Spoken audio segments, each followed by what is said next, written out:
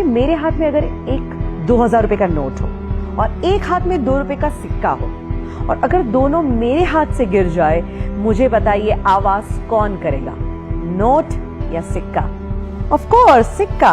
चिल्लर ही आवाज किया करते हैं, जब वैल्यू बढ़ जाती है तो ऐसी आवाजें नहीं होती। दैट मीन्स आप कनेक्ट कर सकते हैं अपनी लाइफ में। जो लोग आपको बार बार नेगेटिव बोलते हैं, कोसते हैं, समझ लीजिएगा वो चिल्लर है, तुम्हें अपना वैल्यू बढ़ाना है।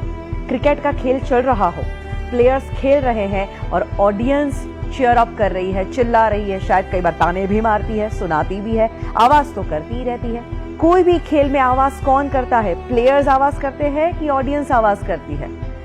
ऑफ कोर्स ऑडियंस आवाज करती है।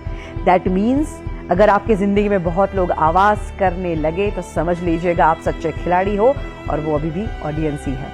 एंड जब आपके अंदर ये एटीट्यूड आ जाएगा ना, आपको कोई रोक ही नहीं सकता।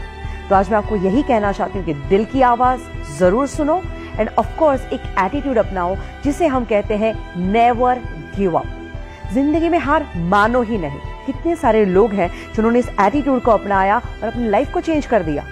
सबसे बड़ा एग्जाम्पल है अब्राहम लिंकन। दोस्तों, उनकी जिंदगी से इतना इंस्पिरेशन मिलता है कि जो बंदा गरीबी में जन्म लेता है, इतनी तकलीफें भुगतता है, इतनी हद तक वो डिप्रेशन में चले गए थे कि कुछ समय तो उनके जीवन का ऐसा बीता कि अगर कहीं चाकू छुरियां है तो वो वहां से चले जाते थे, क्योंकि उनको ये डर था कि कभी मैं वो चाकू उठा के अपने आप को मार न दूं। इस टाइप के डिप्रेशन में चले गए। उसके बाद बिजनेस में फेलियर के बाद जब वो पॉलिटिक्स में आए, वहां पे भी क्या हुआ? Continuously failures.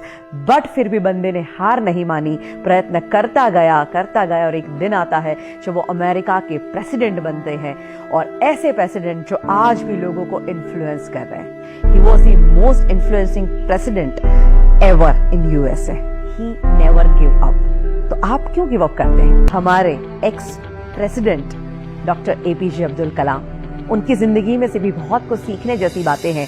वो पायलट बनना चाहते थे और वो इंटरव्यू देने के लिए गए थे, और जब रिजल्ट आता है 9 लोग थे, 8 लोग सिलेक्ट हो जाते हैं और वो अकेले बंदे थे जो रिजेक्ट हो जाते हैं। इतना दुख होता है और उदास होकर वो एक कोने में चले जाते हैं और बैठे हैं, और वहीं से एक इंसान गुजरते हैं और वो उनको चेहरे से ही देख के कहते हैं कि बेटा तू क्यों इतना उदास है? ये कहते हैं कि मैं क्या करूं, आज मेरा इंटरव्यू था, 8 लोग सिलेक्ट हो गए और मैं अकेला रिजेक्ट हो गया। इससे बुरी बात क्या हो सकती है? तो वो संत बड़े प्यार से कहते कि बेटा शायद तू अभी समझ नहीं पा रहा है, और शायद हो सकता है ऊपर वाला तुझे उससे भी बेहतरीन कुछ देना चाहता है। You never give up. ये सलाह उनके मन में बैठ गई और उन्होंने सोचा कि मुझे हार नहीं मानी। उन्हें प्रयत्न करना शुरू कर दिया, और बाकी जो हुआ वो तो इतिहास आप जानते ही हैं। बड़ी घटना घटी जब उन्होंने as a president supersonic plane में ट्रैवल किया, और जब वो लैंड करते हैं वहाँ पे ढेर सारे पायलट थे जो उनको सैल्यूट कर रहे थे, उनको सलामी दे रहे थे, उनके पद को जो रिस्पेक्ट देते हैं। और सारे पायलट जब उनको सैल्यूट करते हैं तब उन्हें याद आता है कि अगर उस दिन मैं पायलट बन गया होता तो शायद आज का दिन मुझे नहीं मिलता। दैट मीन्स उनके अंदर एटीट्यूड था नेवर गिव अप, और उसी एटीट्यूड ने उनको कहां से कहां पहुंचाया। और सोचिए दोस्तों, अगर यही एटीट्यूड आप भी अपनाएं तो हम लोग कई बार चीज गलत ना हो जाए, मुझसे गलती ना हो जाए, इस डर से भी बहुत कुछ नहीं करते। बट याद रखिए, गलती वही करते हैं जो कुछ करते हैं।